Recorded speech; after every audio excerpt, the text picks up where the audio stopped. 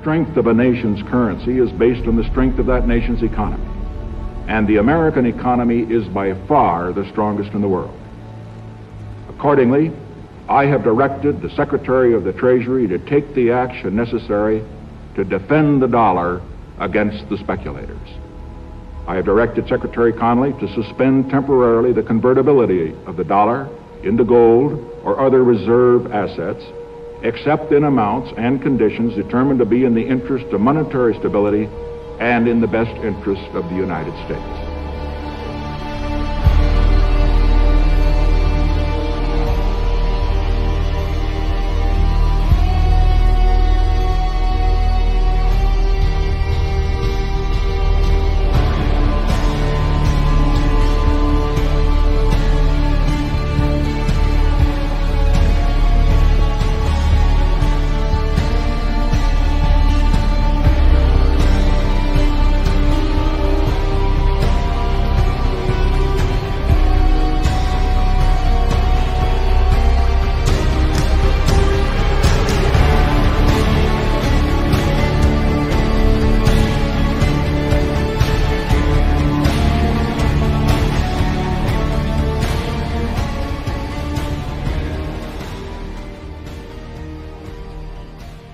Money is something we all use every day, but barely anyone knows how it works. It is banks, not governments, that create most of the money in Western economies. This has been going on for centuries, through the process called fractional reserve lending. Originally, the reserves were in gold. In 1933, President Franklin Roosevelt replaced gold domestically with central bank-created reserves, but gold remained the reserve currency internationally. In 1944, the IMF, the International Monetary Fund, and the World Bank were created in Bretton Woods, New Hampshire, to unify this bank-created money system globally. An IMF ruling said that no paper money could have gold backing. Effectively, this meant that the money supply was now created privately as debt at interest. This system requires a continual supply of debtors, and over the next half-century most developing countries wound up in debt to the IMF. The loans came with strings attached, including structural adjustment policies involving austerity measures and privatization of public assets. After 1944, the United States dollar traded interchangeably with gold as the global reserve currency. The story of the oil shock of 1973, as it has been delivered to us by the history books, is well known.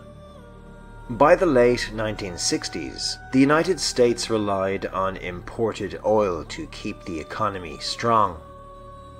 Then, in the early 1970s, oil-dependent America's nightmares came true.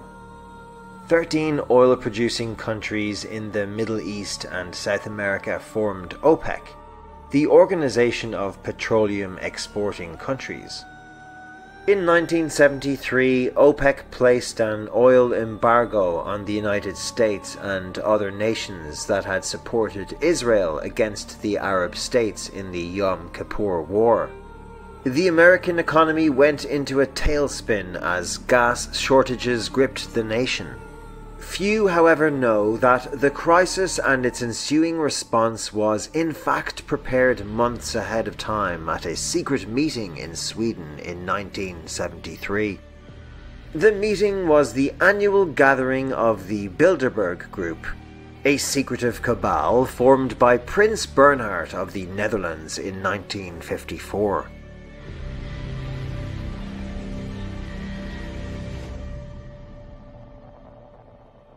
The Dutch royal family not only gave its royal imprint to Royal Dutch Petroleum, they are still rumoured to be, along with the Rothschilds, the largest shareholders in Royal Dutch Shell. From the day when Queen Wilhelmina's Anglo-Dutch petroleum holdings and other investments made her the world's first female billionaire, Bernhard's guest list at the Bilderberg Group reflected his position in the oligarchy. Alongside him at the Swedish conference were David Rockefeller of the Standard Oil dynasty, and his protege Henry Kissinger.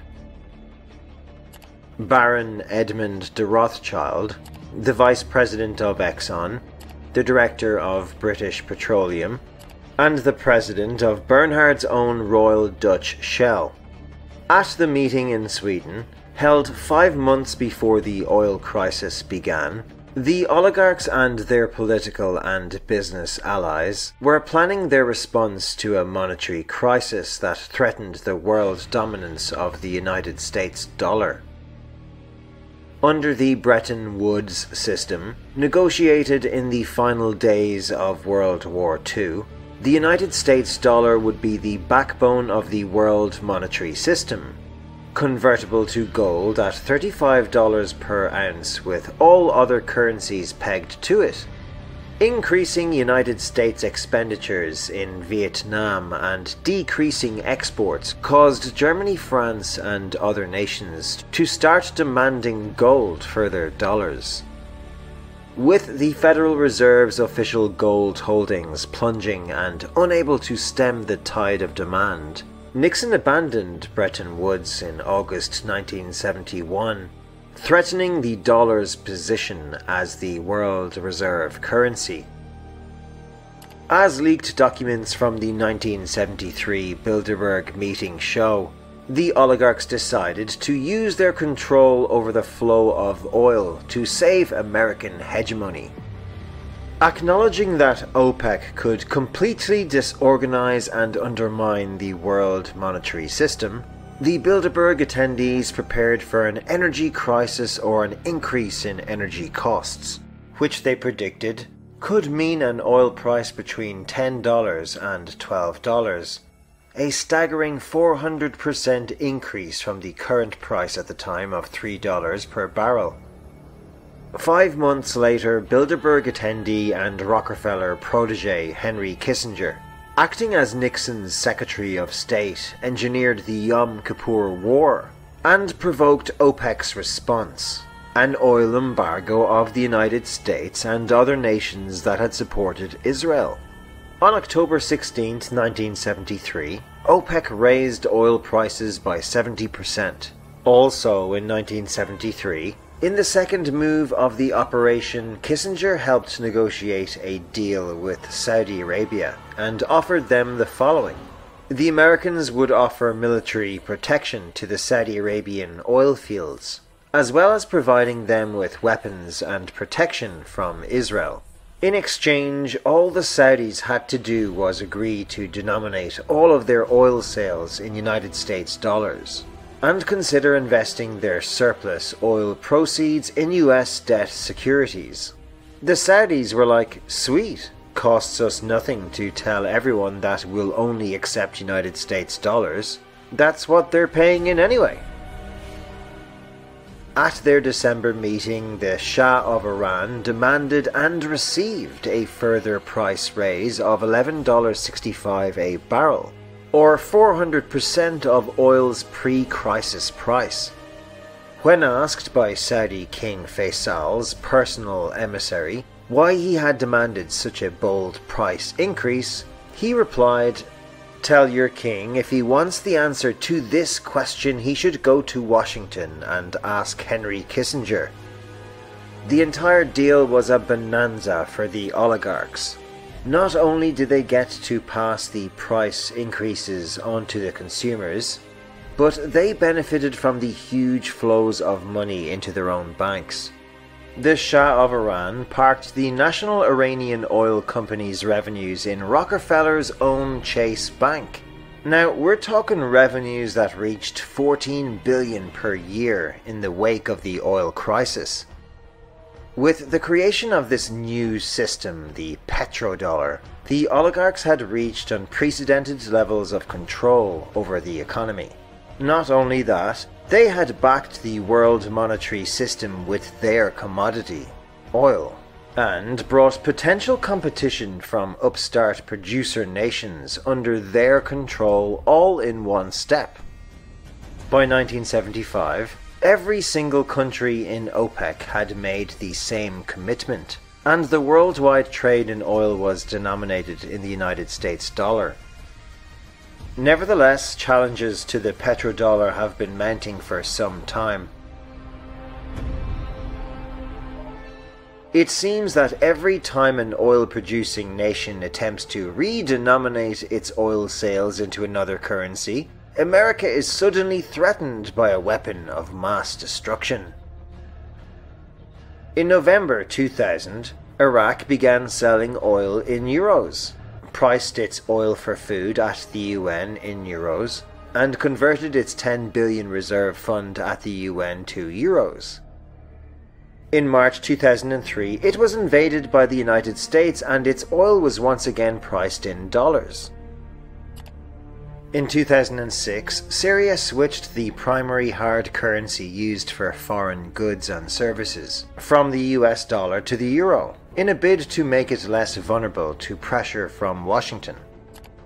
In 2007, The New Yorker published an article by Seymour Hersh claiming to expose a US-Israeli-Saudi conspiracy to overthrow Assad. In 2009, Colonel Gaddafi proposed a gold-backed pan-African currency, the golden dinar, in which to price oil sales. He also mooted African alternatives to the United States-dominated International Monetary Fund and World Bank, and refused to join AFRICOM, the United States Imperial Command Center for Africa launched in 2007. I have left a link below in the description of this film for a video I have done previously on Gaddafi, called Gaddafi vs. Deep State, describing what happened. In 2011, French President Sarkozy reportedly called the Libyan leader a threat to the financial security of the world. How could this tiny country of 6 million people pose such a threat? Gaddafi's threatened attempt to establish an independent African currency was not taken lightly by the Western central bankers. He was killed following the NATO invasion of Libya in 2011. A notable feature of the Libyan war was the rebels formed their own central bank in Benghazi, even as the fighting was still going on, highlighting the importance of currency arrangements to the conflict. In 2012 and in 2013, Washington imposed sanctions on Iran over its nuclear program using the SWIFT International Bank Clearing System, through which virtually every international banking transaction passes, in order to freeze 100 billion of Iranian overseas assets and cripple Iran's ability to export oil. Iran nevertheless managed to evade these sanctions by selling oil to India and receiving payment in gold. It also began accepting payment in yuan for its oil and gas exports. The real reason why countries such as Iraq, Libya, Syria, Iran, and Russia are perceived enemies of the United States and have had a military or an economic attack is to do with them leaving the petrodollar system. The deep state singles out these countries as the petrodollar system enables the United States to stay afloat, despite being more than $30 trillion in debt right now. The existence of petrodollars is one of the pillars of America's economic might, because it allows the United States to accumulate enormous debts without defaulting. US petrodollar hegemony has enabled the United States to run large current account deficits and to borrow and consume while other countries have had to save and invest. It has allowed the United States to dominate global energy markets. It has contributed to a rise in living standards in the United States that would otherwise not have been possible. Don't forget to subscribe and click the notification bell for more must-see videos.